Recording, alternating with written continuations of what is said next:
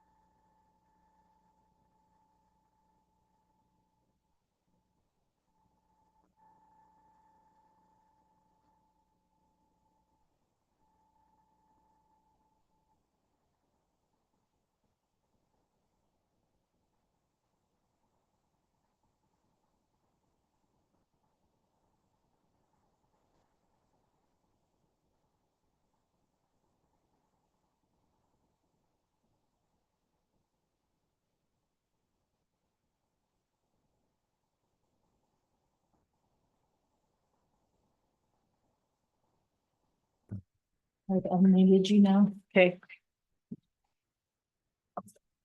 Hello, hello. I should unmute you. Off.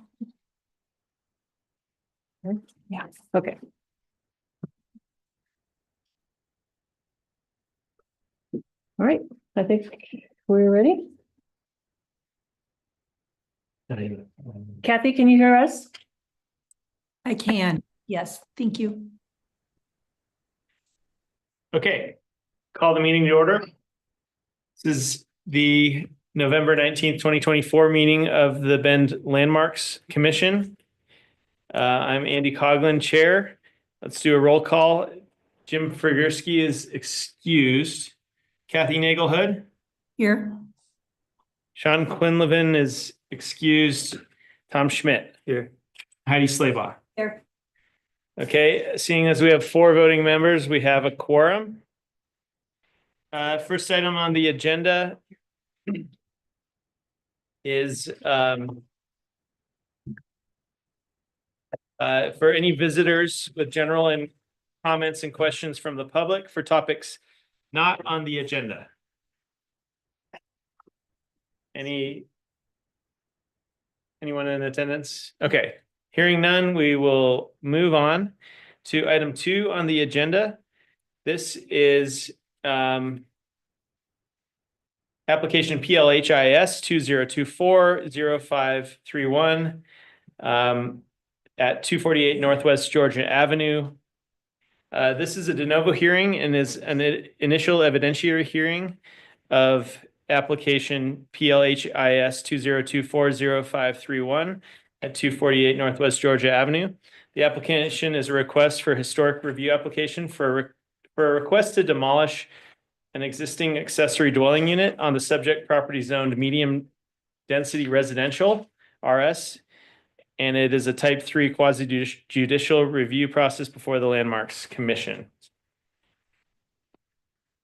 All right.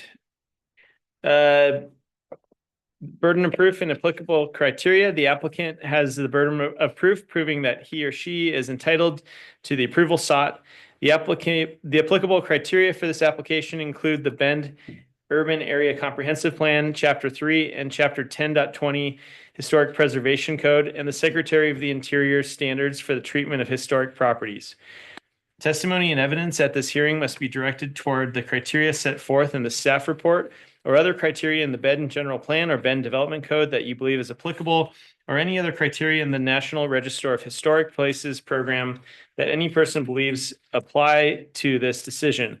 Failure on the part of any person to raise an issue with sufficient specificity to afford the Landmarks Commissioners and parties to this proceeding an opportunity to respond to the issue precludes appeal to the City Council or Land Use Board of Appeals on that issue.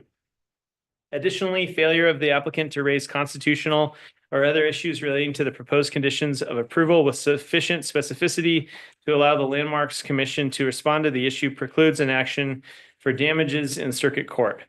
The hearing will be conducted in the following order.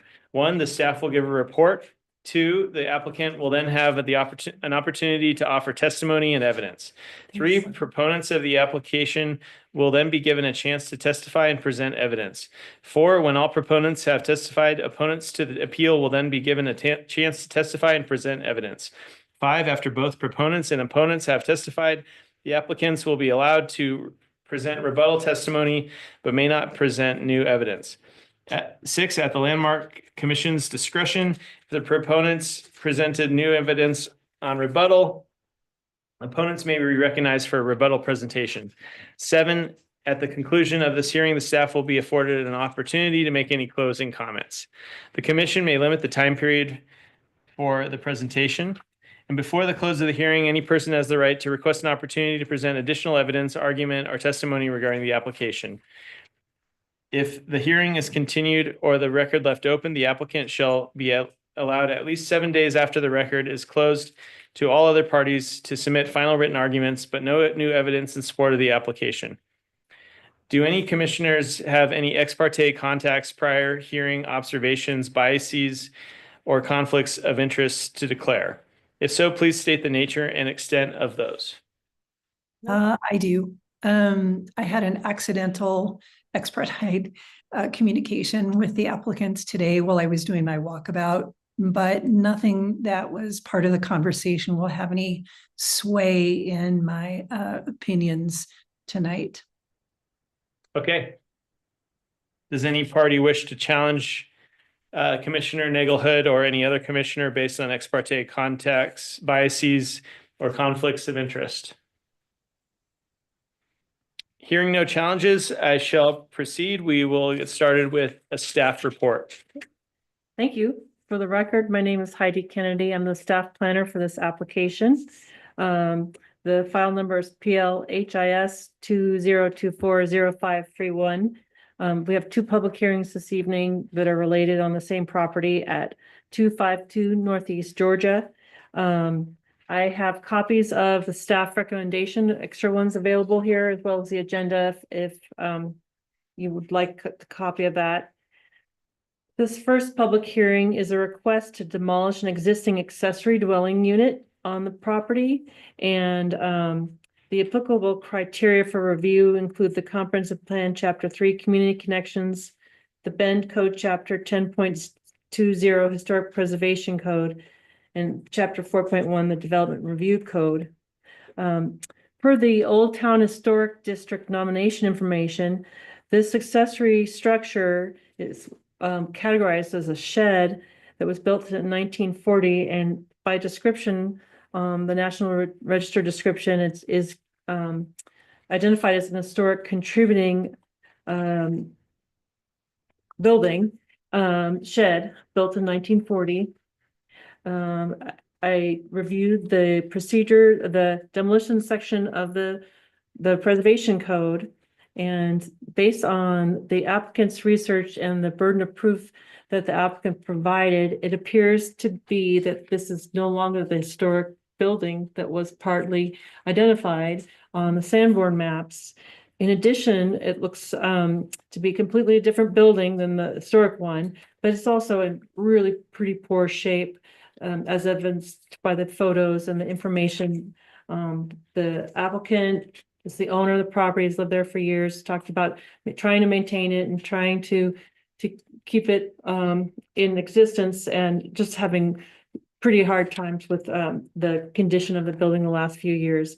And so based on the evidence that was submitted in the application, it's staff's recommendation that the commission approve the demolition of this building, which appears not to be the one that's identified in the historic district nomination information, and it appears to be in a pretty poor condition. And that's the recommendation on page 17 and 18. And if you have any questions, I can try to answer those. In addition, I just wanted to say we did receive 2 public comments for both of these applications. They're not real clear if they were referring to one or the other. I've uploaded the comments. One of them has to do with concerns about parking, and I can include those in the record as part of the file. And the other one is As support of the project, basically. That's kind of a synopsis of those two public comments that came in. And that's all I have at this point. My question is, why are we doing two different hearings? Well, one is a applications? demolition request only, and the other one's for new construction. Okay.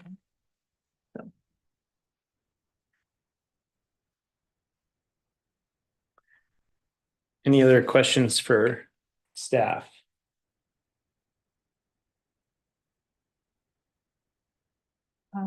Heidi, I mean, Kathy. Kathy? Do you have a question for staff?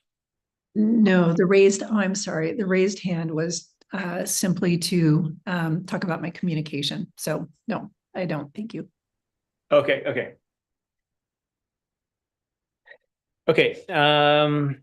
Since there's no more questions from staff, we'll give the applicant the opportunity to offer testimony and evidence for this specific application. Please sit up here. That's a little microphone, so that's helpful to get on the record, all communication. Good. Please state your name. My name is Lauren Hayden. And this is the Hayden Lewis residence. My wife is not here today. And this little bungalow is below grade and has like 6.5 foot ceilings and is sitting on the dirt. And the city, I've asked the city a couple times to come in and fix the curbing so that water from this side sloping street doesn't just pour into my ADU, which it was doing just the other day when it flooded. And so I'm kind of over trying to fix it.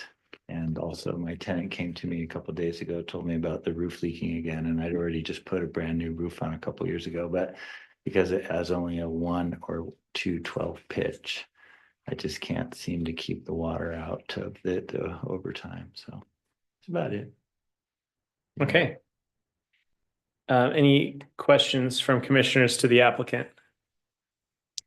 My only thing is, how did you guys determine that this was not the original structure in the?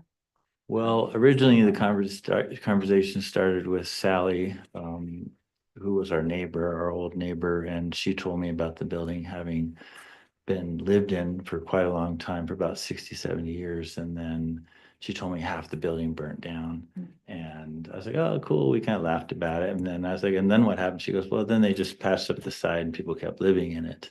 And so I was like, just assumed it was just a whatever building. But then when I went through this process, we started looking at the Sanborn maps and started to realize that the Sanborn maps were actually quite accurate and that they really did represent, even the little building on the property, on Sally's property, was exactly where it was supposed to be. And the 2 buildings on the property next to me were exactly. But this building seemed to have been over farther, where the Sanborn map was right on the fence line. This building was actually over. And so what I concluded was that the building that burnt down was the original, and then the addition was put on, and then the burning part burnt down. That kind of thing. So, and then when I also did a remodel, I found evidence of burning in there, but I never thought to take a picture or anything like that. So, yeah. I think every Okay. house in that district has burned walls somewhere. Yeah, something. Insulation with newspaper. Yeah. Any other questions for the applicant from commissioners? No. Okay, we'll now have the opportunity for proponents of the application to be given a chance to testify. Any proponents? Hearing none,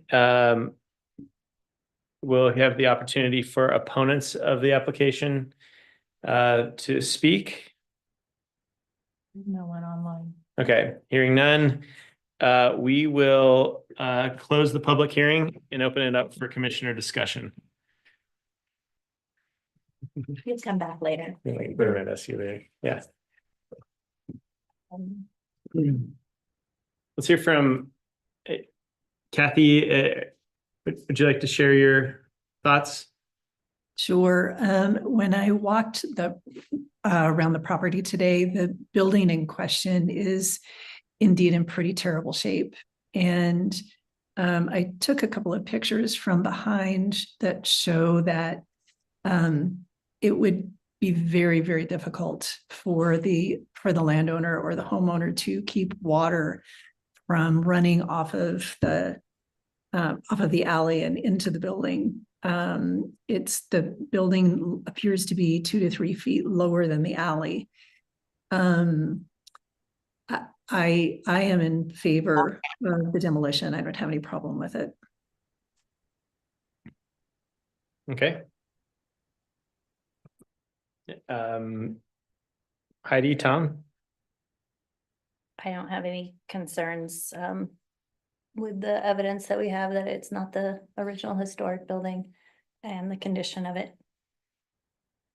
Yeah, I think demolitions are ones we have to be the most careful about, but this one seems pretty easy to me, that it's doesn't appear to be original and it's in very poor shape, so I'm in support of demolition. Yeah, and I agree with everything that's been said. It seems, even if this is maybe part of or repaired version of a partially burned down structure, if it was previously contributing, it's probably not contributing anymore.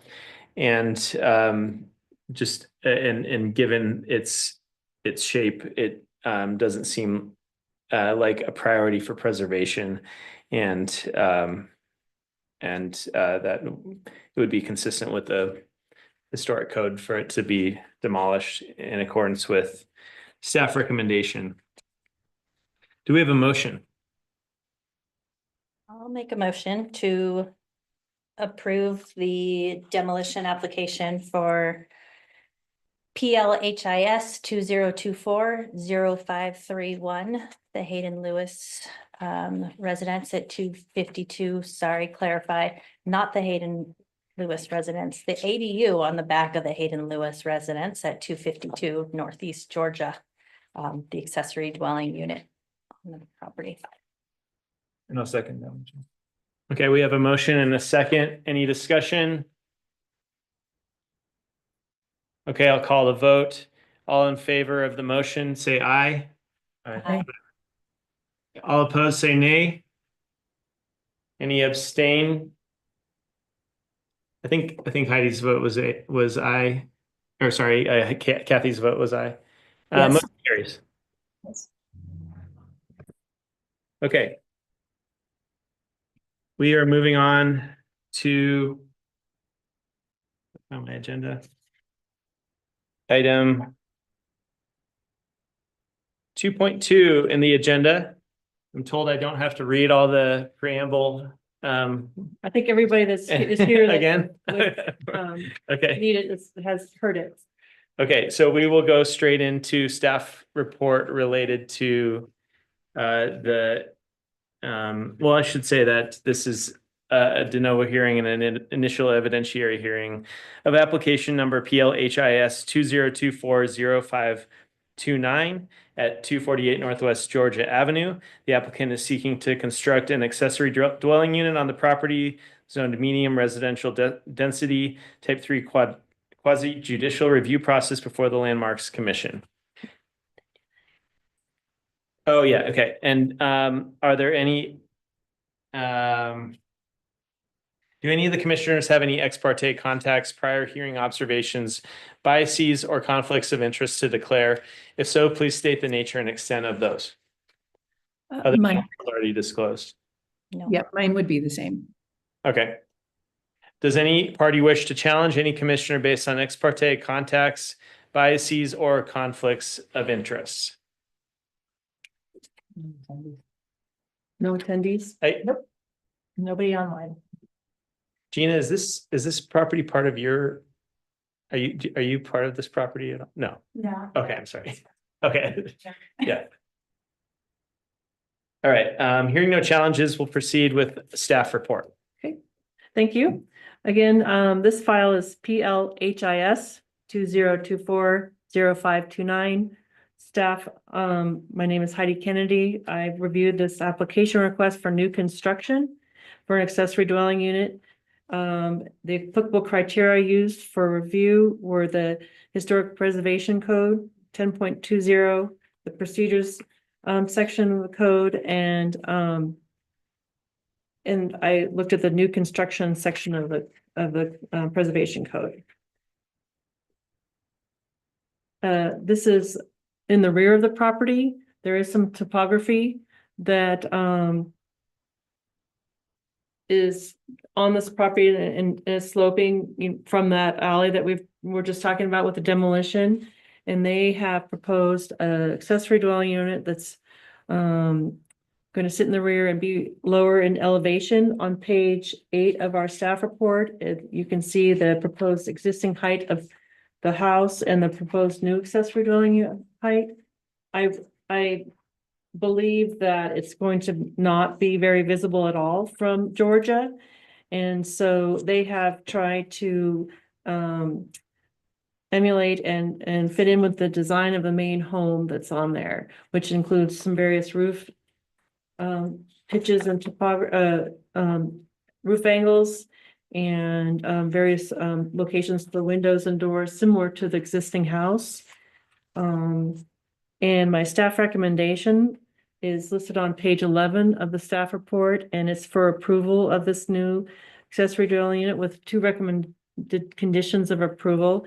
That the approval is based on the plans uploaded to City View and improvements to the site and public facilities as depicted therein. And then also recommendation number 2, the applicant shall submit a standard details checklist to the planning division for review and approval with submittal of the building permit that's required for the new construction of the new accessory dwelling unit. Okay. And I have plans, give you some copies of the plans for the new construction. And I'm here to answer any questions and as well as the applicant. Yeah. I should note after this that I did have a previous discussion with Heidi Kennedy in her office about this application prior to it coming to this public hearing. Yep. But I don't have any biases coming in. Okay. And that's all I have. Okay, any questions for staff from commissioners? Yeah, I noticed something on page 11. I think it's just a typo. Okay. The top finding, it says the applicant is not proposing a new shop that will be attached to the ADU. I think the word not should not be there. Oh, I'm sorry. Yep, that's true. Okay. Thanks. Thank you.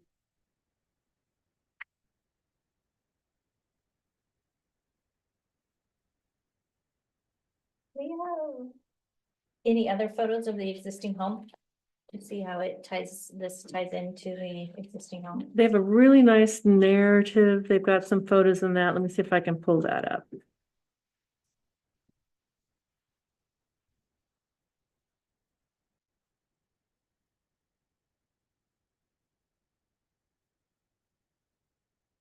We'll drive by too. Oh, sure, I can do that.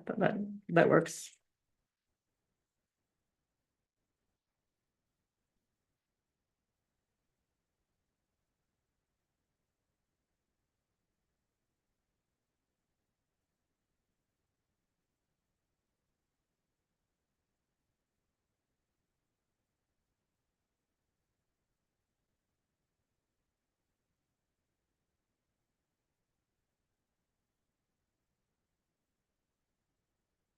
I will share my screen.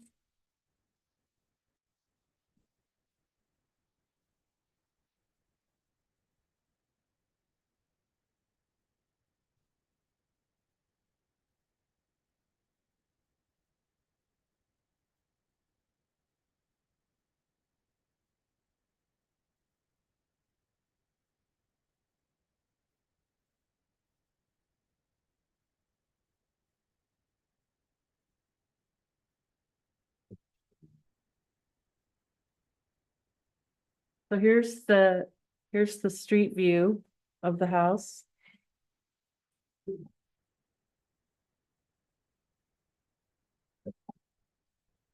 Yeah, that's a 2012. You don't have a newer one than that, huh? For the street view. Page 30. Page 30 of the narrative, that's, okay. Yeah, that's the old house before.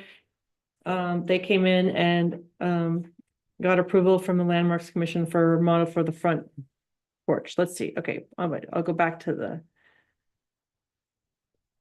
thing, and then, so that's in your narrative.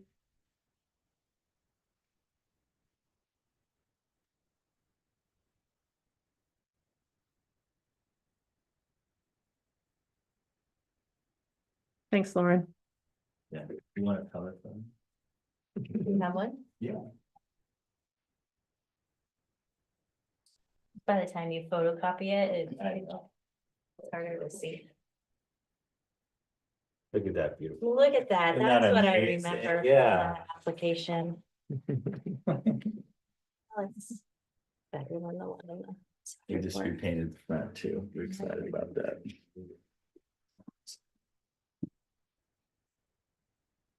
I'm getting there. So that addition was in 2012 also. Yeah, In the back. well, I mean, it's a 10-year project, so. It was with nights and weekends. Yeah, okay.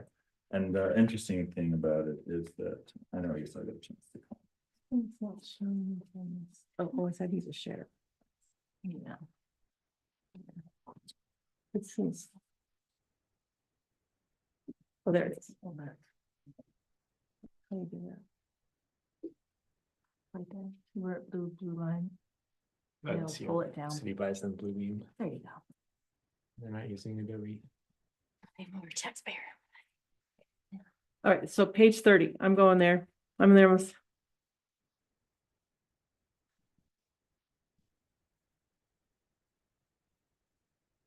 Okay, this is.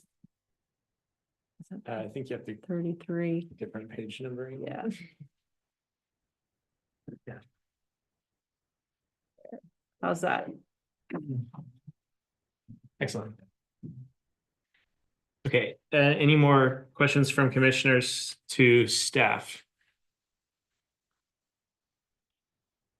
The narrative also included a bunch of historic addresses of houses where they have taken in the neighborhood for the different things, including the porch example on the side, on the east side of the little deck on the second story. There's some good examples in there, I thought. Sorry, if this is covered somewhere else, but do we know the relative global elevation of the roof peak of the proposed structure to the roof peak of the existing structure in absolute elevation? You can't read that. Let's see. What page is that on? Eight. It was in the narrative, so let me find Yeah. this. Let me stop sharing so I can Oh, go, you printed the narrative. let me look. Well, it says. It says in the narrative, 2-0, the roof peak's 21 feet, 1 inch. The existing house roof peak is at 22 feet, 4 inches. Yeah. For comparison. This is from the same grade Yeah, so datum. there's a path. when you guys come up, can you come up on the, Okay, well, we can probably, unless we have more questions for staff, we can probably hear from the applicant now. The applicant. Okay, yeah, let's open it up to the applicant to come in there and present. All right. This is Lauren Hayden, the Hayden Lewis family. This is Matt Mefford, my designer and friend. And we took the measurement from a constant grade point of our back patio of pavers, which is like the back entry door. And then the whole structure was kind of based on that. If you look, And then deliberately, the building is a little lower enough so that if there's any errors on my part, I will meet the requirements.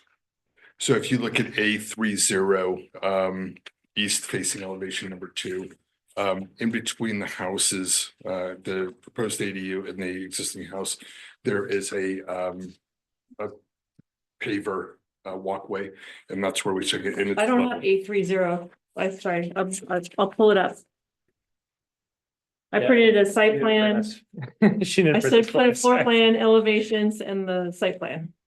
Do you guys want to see this? We'll pull it up on the screen. Thank you. Okay, yeah, and it was taken right in between the Yeah. two structures. Yeah, that's the one that slipped into the staff report that we couldn't, Exactly, yes. joking that we couldn't read. Yeah, it's My the, new glasses on. High resolution printer. Okay, why don't, while she's bringing that up, why don't you just present your application, otherwise? Okay, so, one, it's been a long time dream of mine to have a shop space. Just someplace to think around, work and things. I've been working outside my whole life. And so we started this journey with just that in mind, but obviously it's an iron lot and ADUs are important, and we didn't want to lose the value of our ADU that came with the property. We had one design that we started out with, but it was just too blocky and bulky. And I ran it by Heidi here about 5 years ago or something. And I gave her 2 options, and she kind of liked this version a little bit more. And in the end, it turned out that it was a better version because we could have a 2-story spot on this very small thing, 30 by 24, 32 by 24. But we could hide the higher part behind the main house. And then the other thing I like about this design is that it has a shed roof on it that also makes it feel as if it was added on. So I like the idea of buildings being cobbled together a little bit. And that was kind of the vibe that I wanted.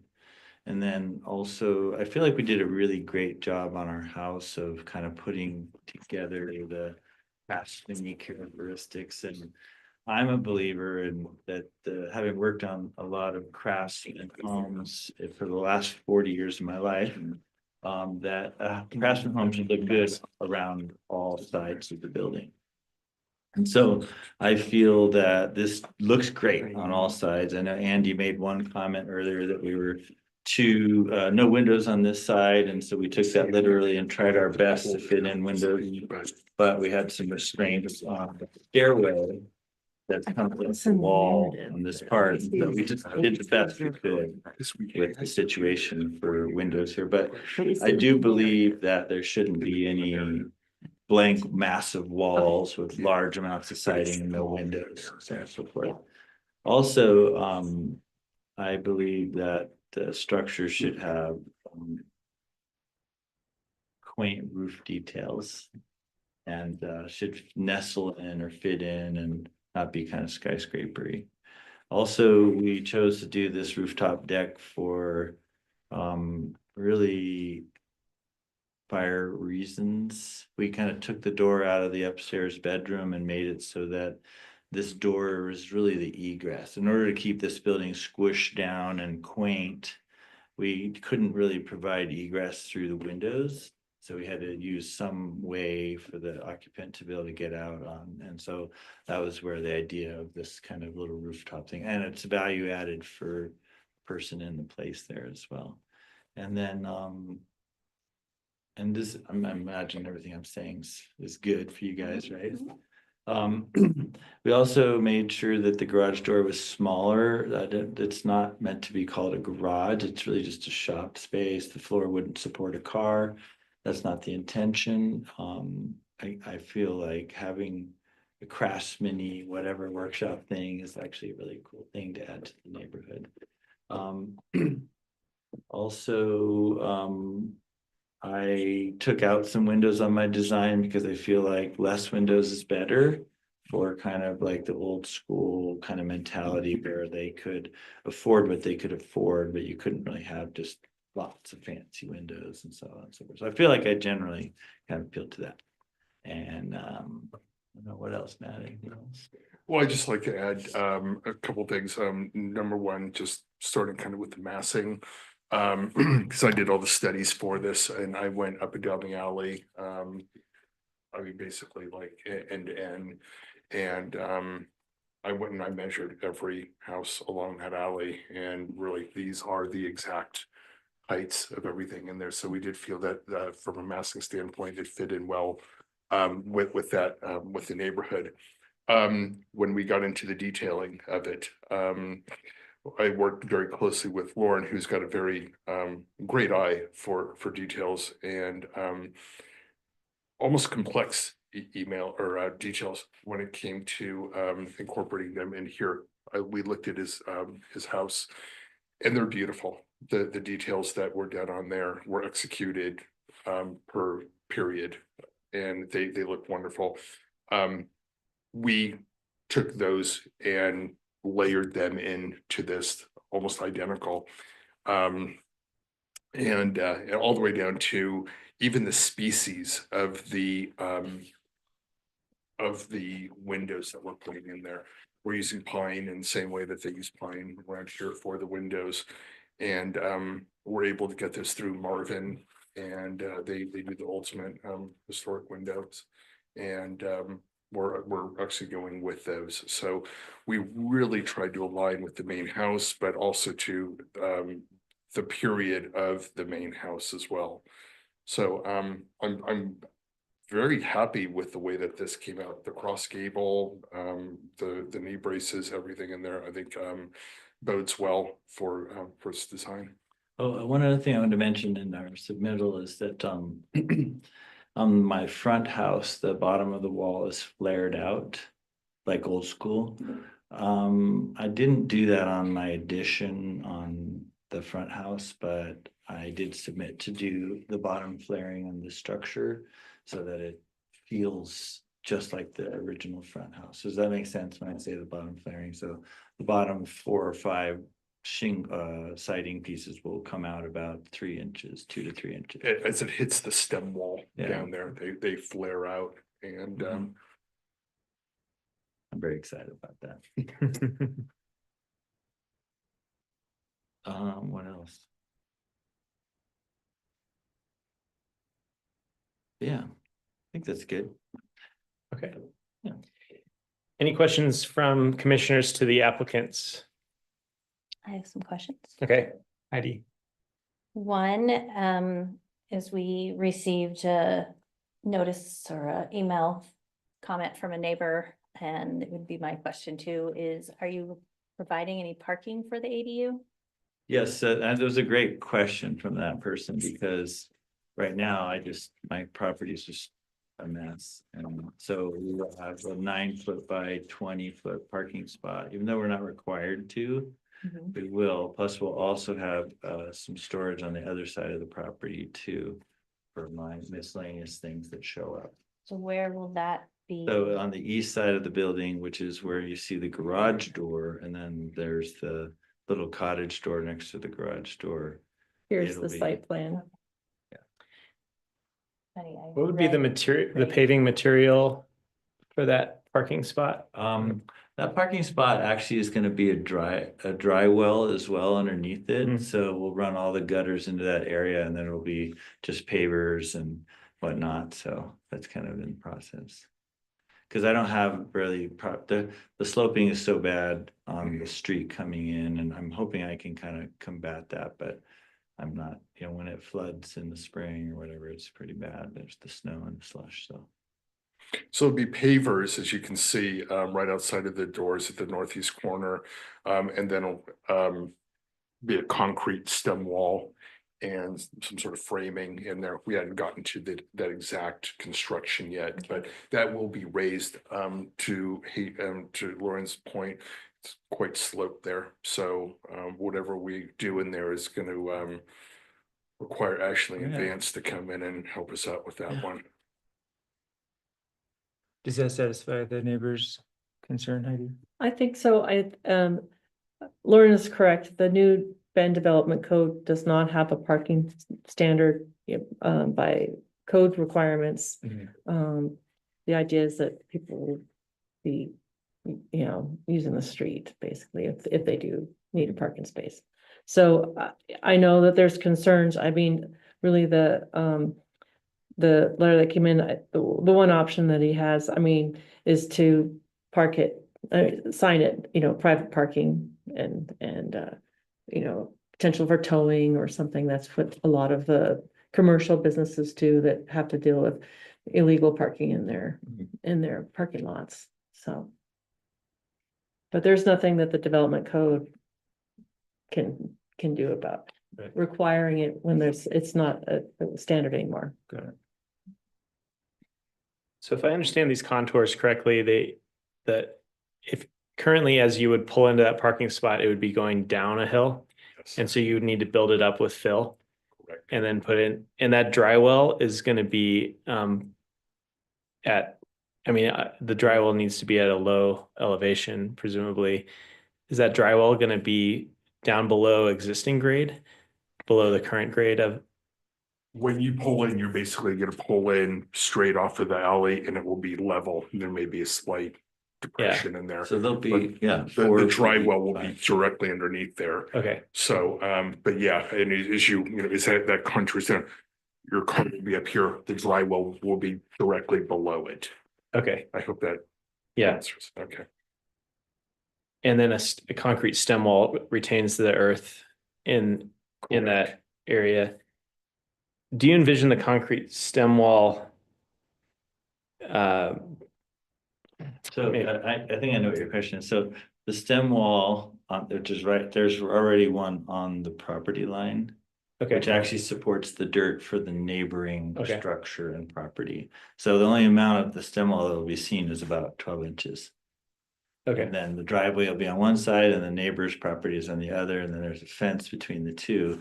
And it'll be a 3-sided stem wall. One side will be the building, one side will be facing towards Georgia, and one side will be facing to the east towards the so the stem wall would intersect with the basement wall of your ADU, yeah. presumably north of the doorway to the basement. It'll be space. the whole side of that. building, Probably, actually. yeah. It'll be 20 feet long, Okay, the whole parking pad. Here's your east facing facade.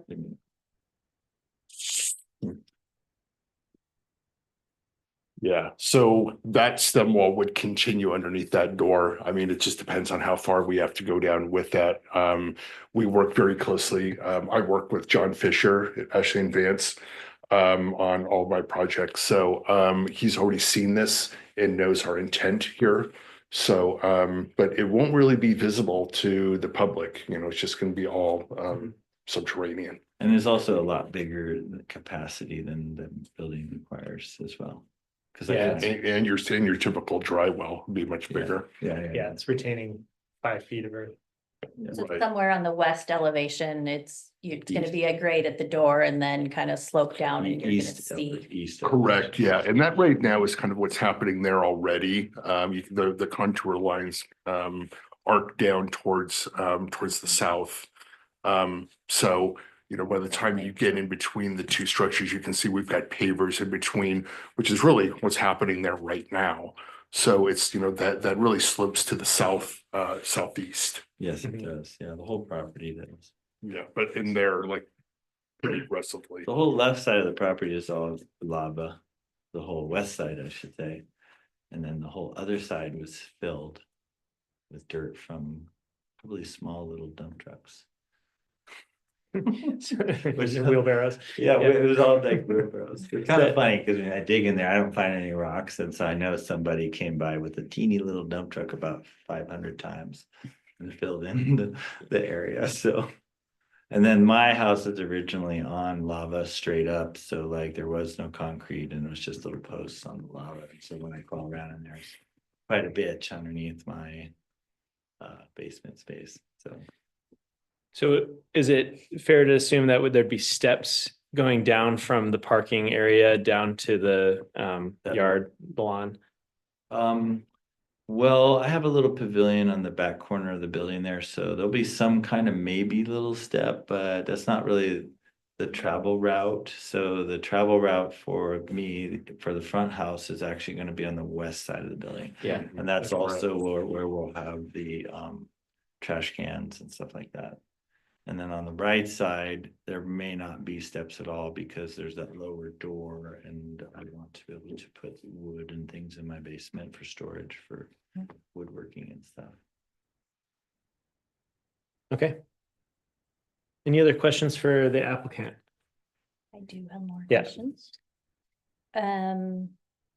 So the roof structure, I know it seems like the intent is to bring down so it doesn't look like a two-story roof. Although it still looks like a very complicated roof structure for an ADU, especially any accessory structure off an alleyway. So could you talk to me about why, across gable, and maybe more information on your precedence study for this being, Well, yeah. it has the massing and scale of a normal, main building as opposed to an accessory building. I love the look of my house. I think it's really cool. And you don't really see, I get what you're saying for maybe Ben, but I've traveled all over the western states and worked in a lot of historical districts, and it's not uncommon to have this kind of roof package in the back cottage. So Except in Bend. except in especially Bend, Neilstown. but Yeah. not actually in the lower historical districts. So like in the upper one, you see that, but I kind of made the argument the last time that people that are poor always desire something greater. And so you can go down to the lower historical district and you can find examples just like this for back places. I just didn't think that that would become a question. And so I am wanting to upgrade my property to a higher style, shall we say. Fair enough. Fair enough, fair enough. And I do feel that the shed roof, so partly it has to do with roof lines and things for the occupant, like to create enough loftiness, but still keep the roof low. So the exterior walls are only like 6 foot high where the gable comes 6'6". So it's very, very quaint and cozy. We squished this thing down as low as we could get it. But when you're on the street of Georgia looking back, you just don't see that. But what you do see is the shed roof a little bit. And I feel like the shed is the acquiescing to what you're talking Exactly, about. yep, with you So- there.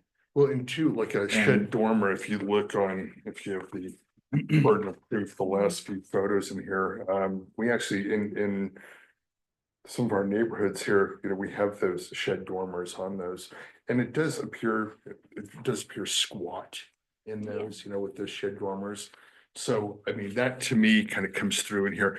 I think that there's some, to your point, like the north facing elevation, that is low, but I think that there's, the roof comes around, it's almost a band in there, but, Let me Yeah. actually say something. So Heidi, I actually rode my bike all around all the neighborhoods and every alley and every situation all through. I just did an epic look and see. And what I unfortunately noticed was down in the lower river district, there's a lot of modernists being built next to historical buildings. I don't really like that. But then when I was really in the historical district, I noticed that when I noticed the ADUs in the back, I saw a lot of this basic tall wall construction, which really was unappealing. And that's what this does, is it breaks up the ability to, like, if I do anything gable on this, I'm gonna have a tall wall of siding. And I was kind of sad to see that on some of those ADUs. I understand that they got through the historical society, or got through this whole process and whatever, but it was very glaring when I actually looked at these structures. So I feel like this kind of eliminates the tall wall concept as best as I could. And also, I'll just. Any questions? Go ahead. Also, we break it up from siding below to shingles above. And I think that's just a really great feature to kind of try, the whole idea is to, just to get rid of that continuous same siding look. And that siding pattern is the same as Yeah. the addition, right? Okay. So everything's exactly the same. So the fascia will be the same size, the shingles will have the same pattern, the siding down on the lower part is exactly the same, 4 1/4 kind of distance apart. The rafter sticking out will look exactly the same with the 2x6 as the one that I have. The knee braces. the knee braces belly will be band. exactly the same with, they'll be like 5x5s. I was Cedar. gonna ask about that because they look kind of beefy. Yeah, and that is a debate, you know, like I was gonna match the house, but I don't have to, but I did do them a little large because I scored some fence signs that were all cedar off of some Tethro job or whatever it was, Brasada or something. Mhm. And I was like, this is perfect. This will work. So then I think my last one is to address your desire to flare the bottom portion of the main floor. Being an ADU, being a secondary dwelling, I wouldn't suggest that you do that. Just to kind of keep that, I know you want. There's actually a reason for it. Okay, all right, tell me your argument. It's because I'm trying to do a super energy efficient building. And so the whole building, building is made out of SIPs, so but it sits on an ICF foundation. So ICF has a little bit of foam on the outside. And so that's 2 inches, and it's not in good practice for me to push the walls out over the foam to create the structure up. So they need to be in, which means I'm going to have an uncharacteristic lip there, and Extra large water table. yes, and so the 3-inch thing does cover that really nicely. And my house, that 3-inch lip actually sticks out quite a ways from my structure.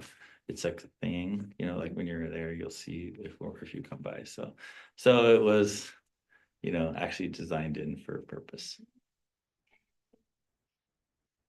No fancy details on a back alley. I could be convinced to look back out because it does conceal that, yes. You yes. get the ideas, then I don't have to put yeah. a silly little, you know, I could do a straight up concrete foundation, but which it will be concrete on the outside. It'll be a hand done kind of hand smeared Mhm. concrete look, but I'm actually doing my own foundation, and it's actually a lot easier for me to build it myself if I can use ICF. And they're making us do conditioned spaces now in these buildings. I'm not sure if you're aware of that. And so it's better to have a space that is well insulated in a conditioned space in order to mitigate the moisture and all that kind of stuff. Blah, blah. Okay. Will there be any light fixtures on the outside of the building? There will be by each door. We didn't really draw that in. Well, yeah, we hadn't really gotten to that. I asked Yeah, my wife yeah. to get one. Yes, there'll be one by each door along the side. Yeah. Any more questions? Go Will there be outdoor HVAC? I hadn't really decided yet on that. Really, I kind of wanted to do mini splits, but they could easily be hidden actually down in the area where that small door is. So that actually would be just hidden. Or it could be just at the end of that driveway and hidden behind a screen, so yes. Probably. But not hanging on the building. Okay. Is the height of the existing house, is that measured to the top of the addition? Yes, it is. Okay. Yes.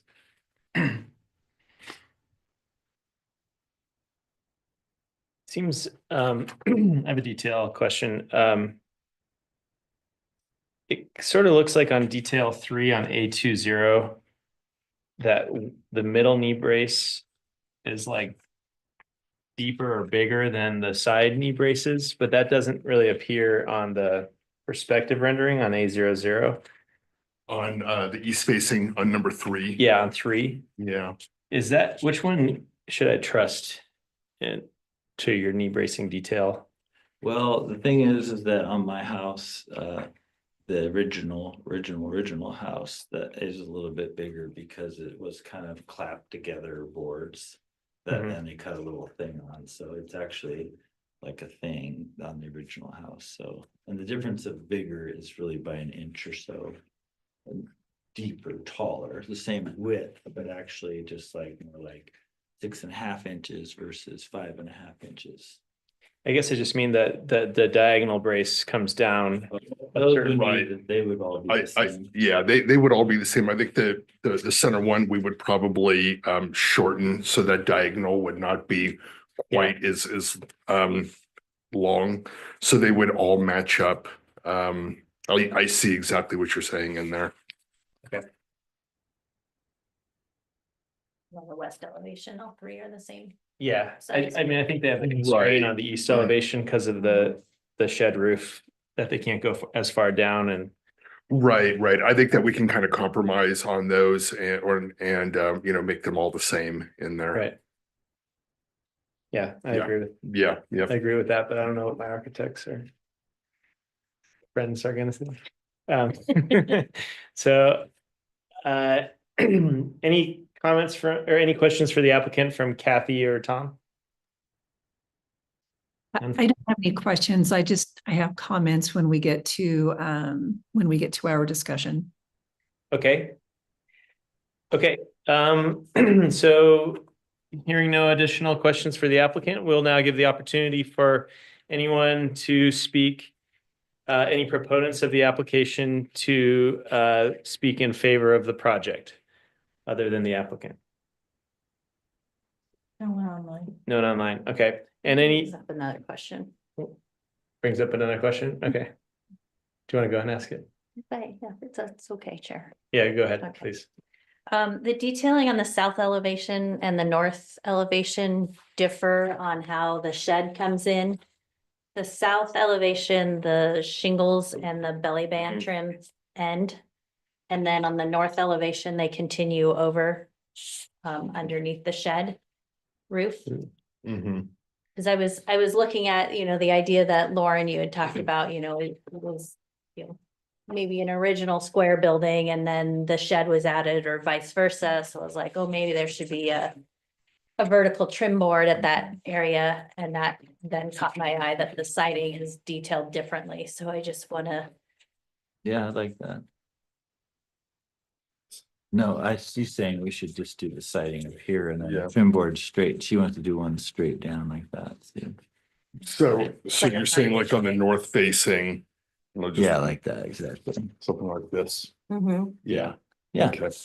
Okay. the vertical trim, Mhm. basically where that roof dies into the building. Just make it look more Following like the south south. facing one. Yeah, Yeah. Okay.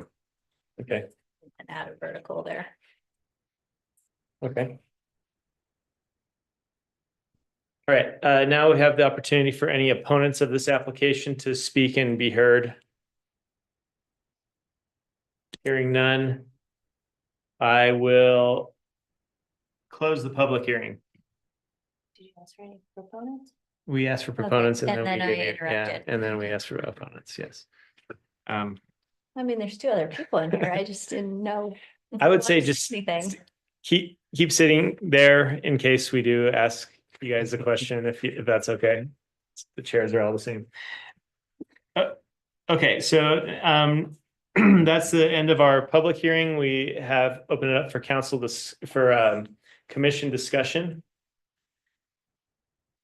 Let's let Kathy go. Kathy, I do have a few comments. So when I was walking the property today or walking around the property, I was looking for massing details on the plans or consistency with the details on the plans versus on the existing dwelling, and then the impact on the alley. And when standing on the street, as far as the massing goes, I don't think you'll be able to see the addition or the ADU at all. If it will be visible from the street, it will be very, very little, because it is shorter in elevation than the existing structure. The details on the plans are consistent with the addition from 2012.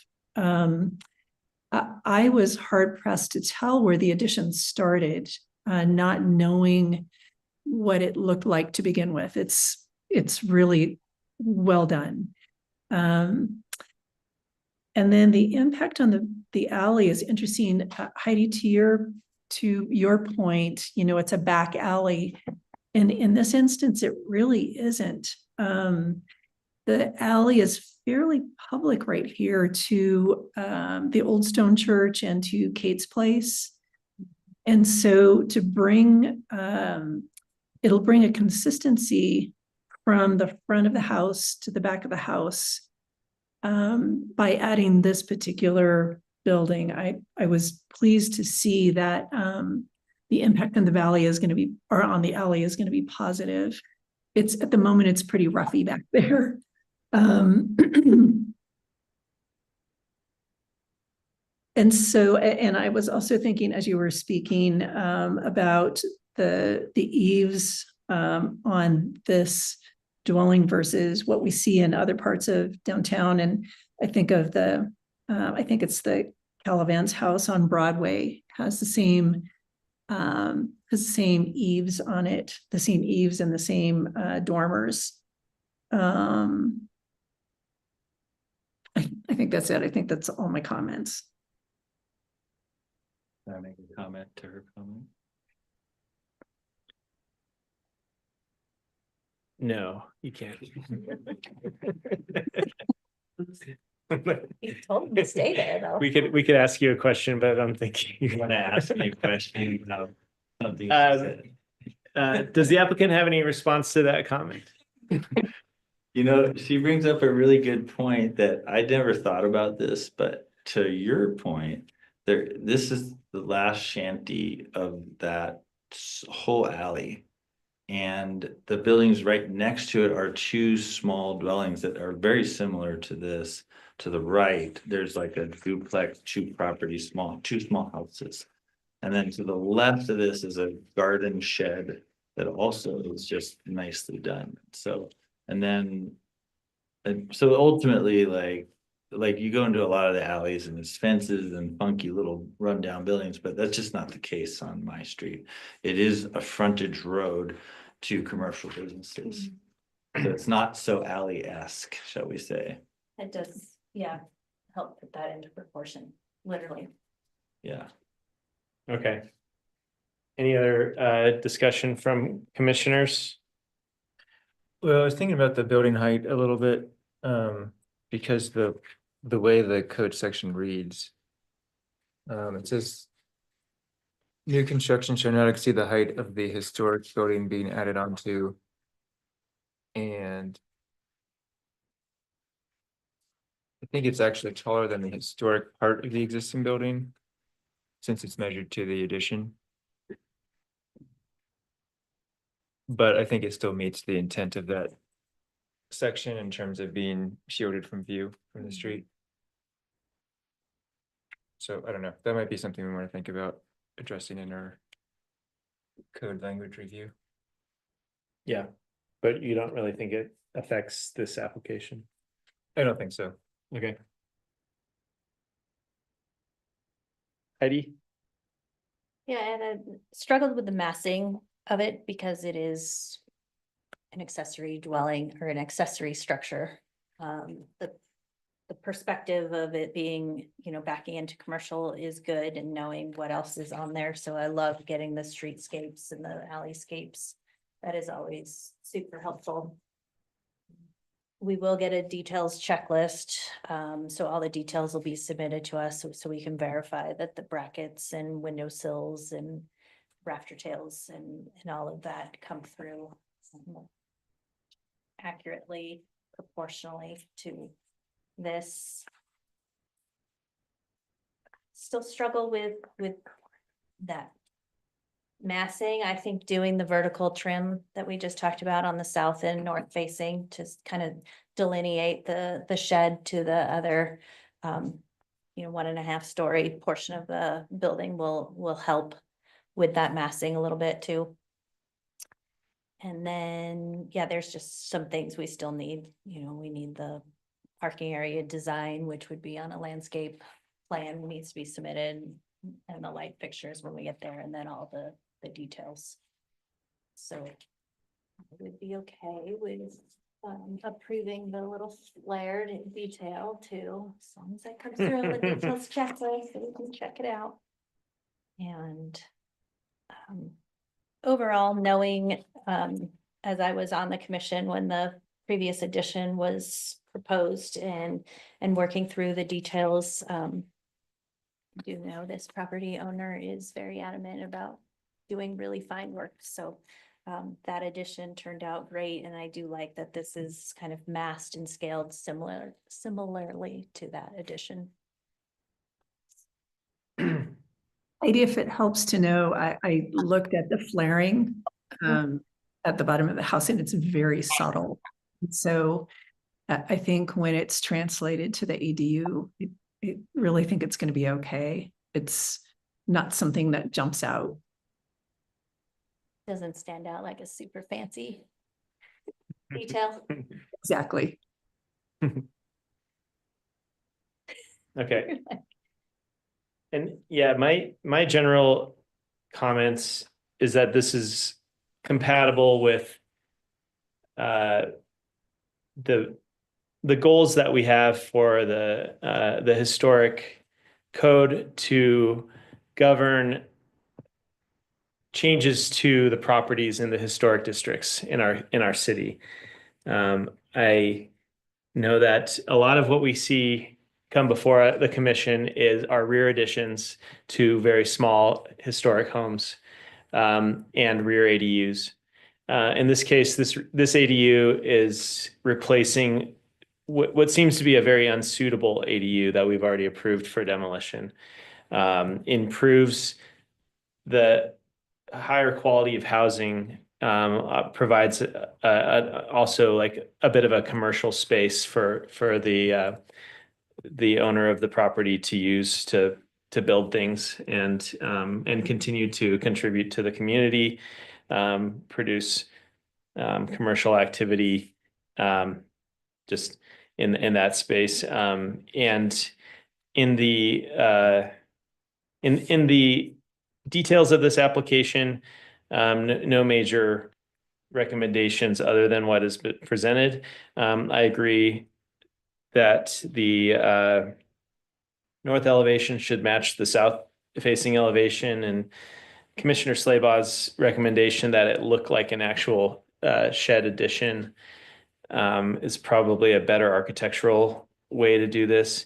I do think we're missing landscaping details for the stem walls, any sort of steps or and then the location of any sort of mechanical units that would be outside and potentially have an impact on the overall view and appearance. But I think that those can be addressed with conditions of approval. Whether that is over and above the details checklist, I think we might want to be a little bit more specific than just the details checklist there in our conditions of approval. Same with the light fixtures. Those of course are, this could be a great application, and then the light fixtures could ruin it, absolutely ruin it. And the city has, other standards that relate to light fixtures. So any further discussion before a motion, or does any commissioner want to make a motion? Do you have any other questions, Tom? No. Or comments? I'll make a motion. We're ready? I go to motion to approve PLHIS 2024-0529, the request to construct a new accessory dwelling unit at 252 Northeast Georgia with the following conditions of approval, whatever staff had in there. Sorry, staff. Staff already had 2 recommendations, which are great. So condition of approval with number 3 would be submit a landscape plan indicating the retaining wall around the parking location. And as well as any screening for mechanical units if they are on site. Landscape site plan, so any other modifications in that rear area. The light fixtures for the building and their locations. And then the next would be to add a vertical trim on the north and south elevations to delineate the shed from the rest of the building, shed roof portion of the building. And then I am also suggesting a approval, which is not necessarily a condition of approval, but just approval of the 2 to 3 inch flare at the foundation to cover up the added insulation at the foundation. Okay, we have a motion. Do we have a second? I'll second that motion. Okay, second from Tom, from Commissioner Schmidt. Any discussion from commissioners on this motion? Hearing none, I'll call a vote. All in favor of the motion, please say aye. Aye. All opposed, say nay. All abstaining, motion carries. All Okay, right. thank you to the applicants. Thank you. So. Very formal, very well done. We try to look important. You're just I'm trying like, to man. break me the whole time. Oh, man. Yeah, Here's an idea. Can we just talk candid? we can talk, yeah. See, because I actually didn't even want to do siding on the lower part. I actually wanted to do it like concrete, like the other house. I just had different views. Why? I know, well, kind of it does actually change because the lower portion of the house. is- No, we have. Right, yeah, that's true. But then I was just thinking here, thinking about what you're saying. I could conceivably like squish the side of the building a couple of inches on both sides, and then it would make the transition piece. Like that even You more. know what I mean? Yeah, yeah. Yeah, that would actually be really cool, because then you really start to feel like this is. Yep. An addition, because this does go for that long wall look. Mhm. I mean, it's either that or you choose some kind of other siding for Yeah, this thing yeah, or some if you other size. But Recess that if we portion. recessed it a little bit, that would be huge. I like that a lot. So, yeah, I think that our protocol for dealing with these like kind of minor tweaks that inevitably happen later in the progress of like getting permitting and stuff is to submit that design change to To this one over here. yeah. Heidi Kennedy, and either a staff approval or sometimes Heidi will bring in like one commissioner to Yeah. just kind of Yeah. confirm that it was within the intent of our approval. Mhm. So, I like that. so you don't have to come back here. Yes, of course. Yeah, Okay, Thank you. thank you to Alright. our applicants. thanks. Now we're gonna work on boring stuff. Okay. They did a great. Yeah, Like Thanks code for- review. you're right up in all of this stuff. You guys can stay, listen to how we're gonna update the code. We're working on getting you another You commission. don't wanna hold your- Might take a little bit more. Okay. All right, so we're. All right, thank you. Okay, yeah, thank you for those who are attending. Okay, so item 3 on the agenda is continued discussion of the Bend Historic Code audit project and materials created by Peter Meyer, architect. And we have worked at our last meeting in September on some markups. We did a working session and came up with some markups. Heidi Kennedy was able to provide us a fresh copy of those today. I thought you guys, first of all, I really appreciate you taking this on as an initiative with staff, because I think these codes just need to continually be updated. And this is really was that September meeting after our consultant. I just feel really good that we've made so much progress with a good draft to start with. And so it took me a lot longer to put everybody's comments together that we had from that incredibly useful meeting, but I was able to do that this evening or this morning at the finish it. And so I just wanted to get that in front of you. I think it's pretty close that I'm ready to give it to our attorney and to the state to say, I mean, this is a rough draft and we haven't had any public hearings, but I think it's pretty close. I got all of Jim's I met with Jim also, between, I'm sorry you can't make it tonight, but I got all of the wordsmithing included in this one. And there are a couple things, I included that with my email this morning, that he had some content questions about, that I think as a group you need to look at and talk about, but I think it's pretty close. And so if you could look it over and let me know if there's anything I missed between everybody's comments, including Sean's within it, and then, I thought we don't, at this point, next week we should know, early next week or later this week if we're gonna have any public hearings for next month, but I don't think so. So I would propose that maybe we cancel if we don't have any public hearings December, and I just worked with, staff in the state, to see if we have pretty close, if there's any red flags for them, and then we maybe proceed next year with some public hearings. Excellent.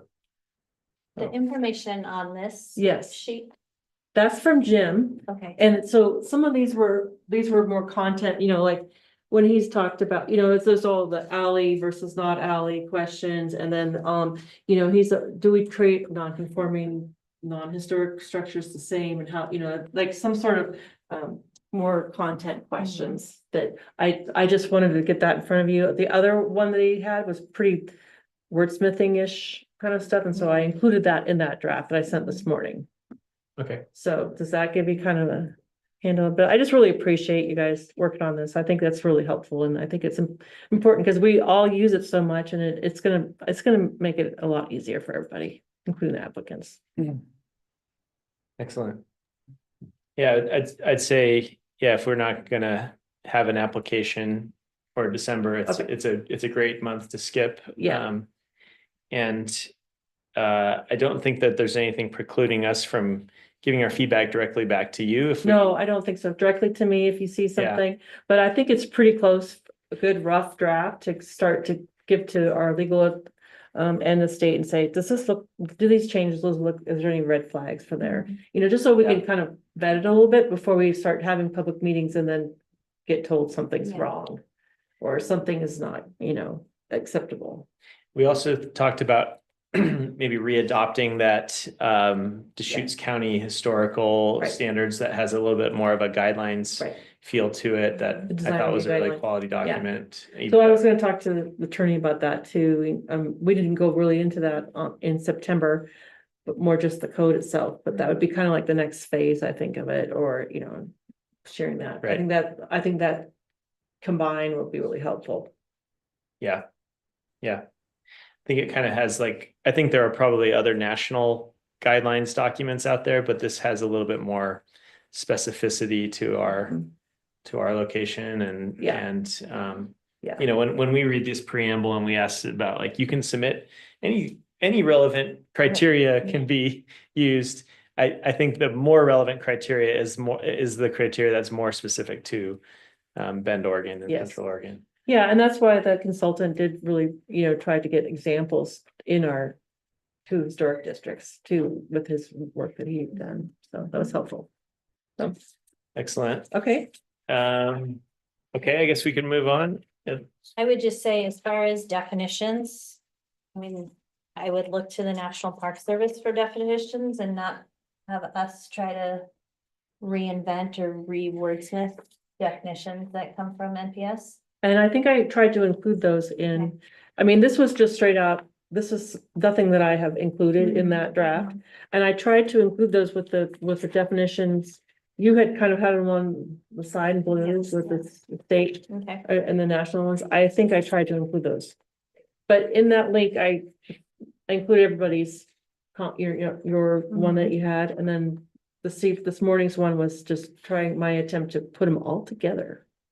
Yeah. So, except for this Okay. with Jim's.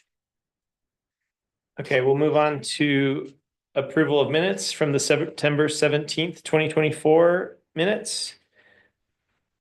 I'll make a motion to approve the minutes as presented.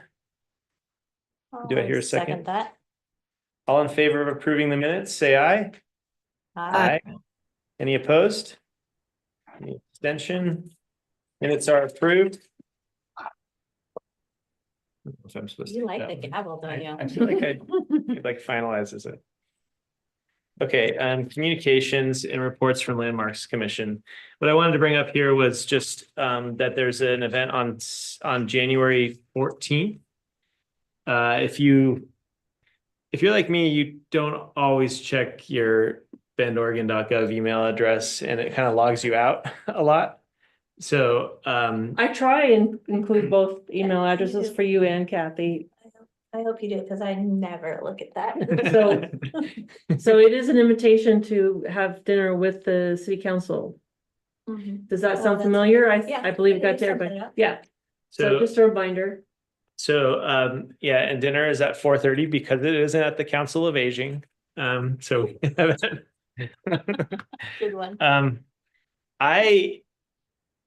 there was a A Word link. document that accompanied that wanted to I mean, basically everyone who serves on a what do you call us, a citizen advisory board or something, Yeah. is invited. I think we're just supposed to submit one of those documents, Oh, really? or Okay. I don't know if we're all supposed to submit it, or It was an open invitation to everybody, and if you're interested, I think there was like an RSVP link. yeah, yes, there is definitely an RSVP link. Okay, So if you know how to check your email there, or if it came to your, personal email or whatever, then use the RSVP link if you do want to come. I think you have to RSVP by January 7th. So you have a while to RSVP. okay. But they did ask for us to submit a Word document describing what our commission does, Okay. interviewing for our own job, maybe. I can I look filled, at that and try to Well, fill it out. But I think it also has our goals for Yeah. next year. it's about goal setting, Okay. really.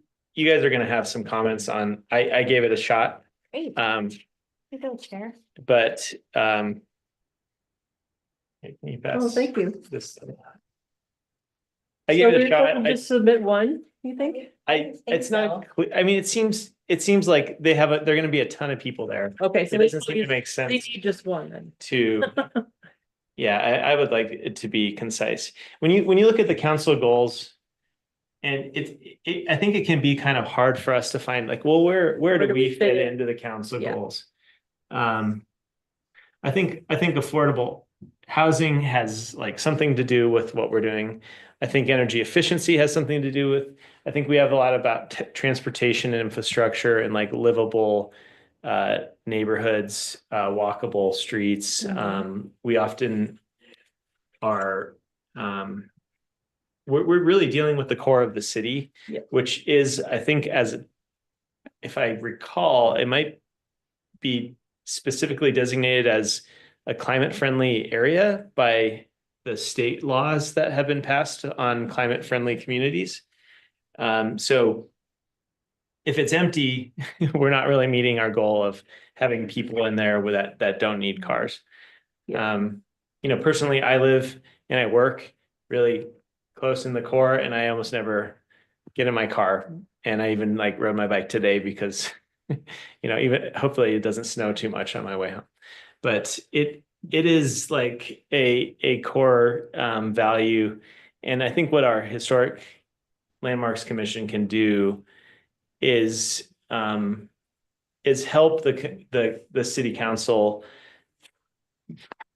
balance the desire to build lots of affordable housing with high energy efficiency, with the clearly we don't want to level the whole historic district and build dense housing, but little applications like the one we saw today can probably improve density, at least increase the population of the core without really compromising its character.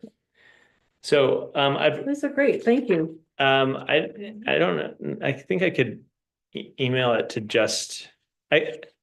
You want to email it to me Email in it to Word you. document, Yeah, and then can we do- anybody has some additions, I can put them in one and send them on to. Yeah, you Yeah. can send out, I think I might be, regarding some of these accomplishments, I might need to be fact checked a little bit Okay, on whether the hotel was approved in 2024.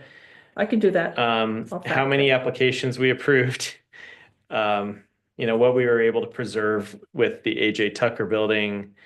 And obviously, I think working with this consultant and also a lot of work on our own to get these historic code changes that bring clarity to the process. So Great. I just kind of took the initiative since That's great. I think Thank you. Jerry did it last time Thank you. when they were goal setting. I Okay. think your last one I got cut off. Oh, really? I might have just written it very fast. Let's just assume. Yeah, okay. I think I might have forgotten to finish that sentence. Okay. If you could send me directly. I'll and send, if I'll send you anybody the has- word. Yeah, I'll make an update and send it. Thank you. Okay, anything else from commissioners before we close this meeting? Okay. Oh, would you say, Kathy?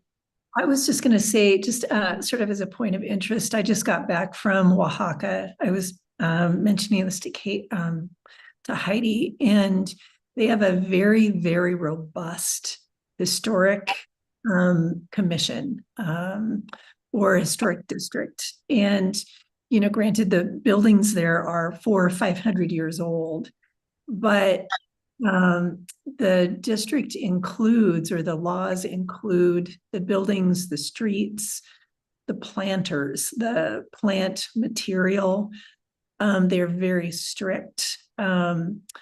And I next time we're going to be back there again in January, and I'm hoping to meet with someone and just kind of go over some of their basic guidelines. And just, I don't know that there's anything I can glean for our group other than a point of interest, but it's fascinating to visit another country, and to see how they've got things in motion like we do in our tiny little pocket of the world. Anyway, I'll report back. It's fascinating to me anyway. Bring us back some mezcal. I'll do that too. All right, thank you, Kathy. I will make a motion that we adjourn. Did you ask me, you want me to talk about the grants? Yeah. We, I'm sorry. we will be eligible for a grant again, in the spring Okay. for the CLG grant. Mhm. I just heard from Curry Gill at the state that we are, eligible for a no competition, whatever, All-Star Heritage Community Grant. Okay. And that's a $3,000 grant.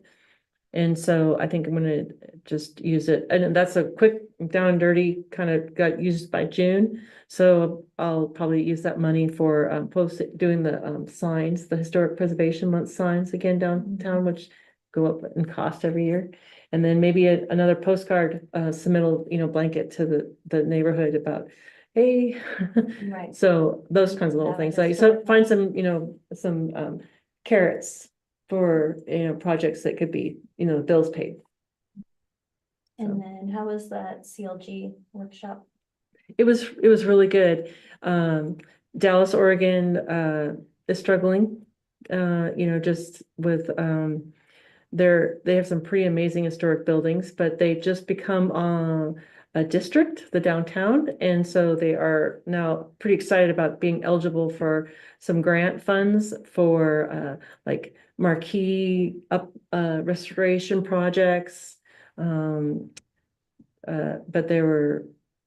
it was not very busy at all and not much going on, but it's a cute little town, Dallas or the Dallas? Dallas. Okay, Dallas. And they had a speaker come from DC, and he was good. He talked all about windows. So I was really happy. So he had a lot of, discussion and debate back and forth. So it was really good. Yeah. Yeah, we missed you guys. So, but no handouts or at all, but it's just inspiring to see other old buildings and what other communities are doing. It's fun to go do the tours. Yeah. It didn't last very long because it's a tiny town, but yeah. Mhm. Thank you. That's all I got. Well, from the State Advisory Committee on Historic Preservation, our quarterly meeting was in Astoria in October. which is just amazing. One of the projects that was highlighted, which was just fascinating, is, kind of speaking of affordable housing, is a rehabilitated old hotel that turned into affordable housing. And how many grants were out there and what they pooled together to make this a viable project for the city. Bend is sort of in this, they're too big to be on the Main Street program. And we never pursued it because let that go. And then we're too small to have kind of these bigger, I mean, we're changing, right? We're getting bigger developers coming in and doing things. But unfortunately, Bend was also very not affluent when it was developed, right? So we don't have these vacant 3-4 story historic buildings that we can do these cool projects in. But if you come across, your work, Tom, anybody, and you want, kind of this list of resources that I got from that tour, if we're looking at affordable housing, they've got to be historic or in a historic district or on a Main Street program. But I was amazed at how many different funding resources they pulled together to make this project pencil. So it was really inspiring, and something I want to try to help do in other communities throughout. You're not listening as my competition, you're not listening, throughout Eastern Oregon, but I did offer. So that was inspiring, Oh, and that's then cool. just seeing the other projects, what we do as the advisory committee is we go and see where state grants and funding are being offered. So if there was the Main Street program, obviously, and then the Diamonds in the Rough, or Preserving Oregon grants. Even we go to cemeteries and things like that. So we tour different areas where grants are being instilled and see how the projects are going, and talk to the property owners and get that inspiring stories. And then we look at the projects that really, really need somebody to come in and love them and take over. Mhm. Joyce Sears had a great Diamonds in the Rough story at the public, Oh, yeah. in Dallas. Yeah, it was good. And for Salem, she was talking Okay, about okay. Salem. Yeah. Yeah, it's pretty inspiring. So, I was also at the annual fundraiser for the Boys and Girls Club at the Bend Amateur Athletic Club building, which I think is the 30th anniversary of that being restored. Yep. And I was just in awe, in that room having a banquet with other people that building could have easily been torn down. close, Yeah. so close. It's probably one of our best historic assets in this entire town. Yeah. It's Those three buildings in that kind of area by the school. So there were all these Rotarians that were involved in saving it. And there's some structural things I would have done differently, but I think it's it's really great that it's there. Okay. Great. Well, we could go on like this forever, I guess. That's all I guess we can adjourn unless anyone else has anything. Make a motion to adjourn. I'll second that. All in favor? Aye. Aye. All opposed? Abstain? We are adjourned.